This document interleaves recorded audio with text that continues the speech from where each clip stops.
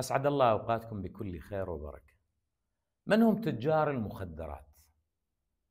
ومن هم أصحاب الرؤوس الأموال الطويلة اللي جاءوا من خلال المخدرات؟ من المسوق الرئيسي للمخدرات؟ من هي الحدود التي ترسم المخدرات للعراق؟ خلينا نسمع هذا المقطع ونشوف. هاي ارجوك نتحدث بصراحه. لا نتحدث بصراحه. اولا احنا مسكنا 4 مصانع بالعراق. مصانع؟ نعم. اثنين وين بالله هاي المصانع دقيقه وين؟ مصنع في السليمانيه. نعم. مصنع في السماوه. نعم. مصنع بعد تحت الانشاء بعد ما انشا هو يعني اثنين، واحد بالنجف واحد بالبصره. بالنجف؟ نعم. هذا جانب. دقيقه بالله ارجوك. اي هاي ايش تنتج المصانع؟ شو تسوي؟ تنتج الكريستال. كريستال؟ اي نعم. مواد الاوليه منين؟ مواد يعني هم يجيبون مواد يستوردونها يعني صناعه محليه؟ بالضبط، يسوون خبطه مال كريستال وينتجون. معمل كامل؟ معمل نعم. معمل السليمانيه طبعا معمل متطور جدا يعني الامان. حياكم الله.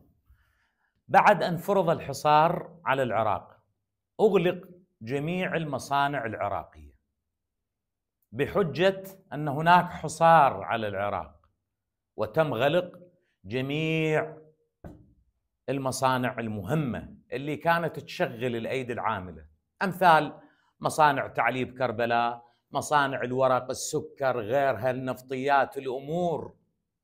أغلقت هذه المصانع. وبعد أن سقط نظام البعث لا زالت المصانع مغلقة.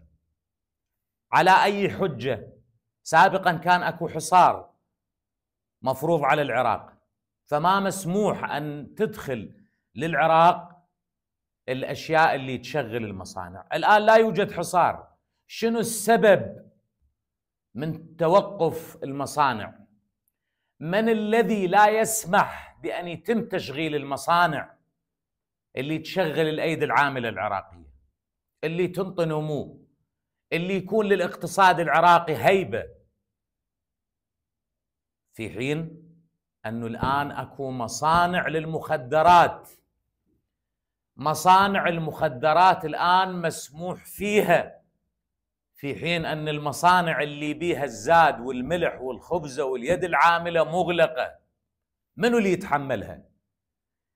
المن نسأل هذا السؤال؟ نسأل هذا السؤال إلى الحكومات من 2003 إلى الآن. انطونا منو اللي ما يسمح لكم؟ أمريكا؟ إيران؟ منو اللي ما يسمح لكم؟ في حين مسموح أن نشغل مصانع للمخدرات في مدن السليمانية والسماوة والنجف والبصرة. وين صايرة هذه؟ والحكومة تعرف من هم التجار، من هم تجار المخدرات. الحكومات يعرفون منو هم المافيات اللي تسيطر على المخدرات. الحكومات تعرف منو اللي جاي يتعامل بالمخدرات وينشر المخدرات في العراق، وقبالتها أن جميع المصانع مسدودة. والطالب الشعب أو الطالب أبناء الشعب من الشباب لا تتكلمون وتحول الشباب كلهم إلى شرطة وإلى جيش، بدل ما أن نشغل هذه المصانع وتخلي جميع الشباب يشتغلون وما يحتاجون أحد. إلا أنه للأسف الشديد السموم انتشرت في العراق. هذا موقف خطر جدا وموضوع غاية في الخطورة، ليس جديد، واللي أنا أطرحه مو اليوم، هذا من زمان. ولكن حينما يكون هناك مصانع للمخدرات فعلى العراق السلام. دمتم سالمين.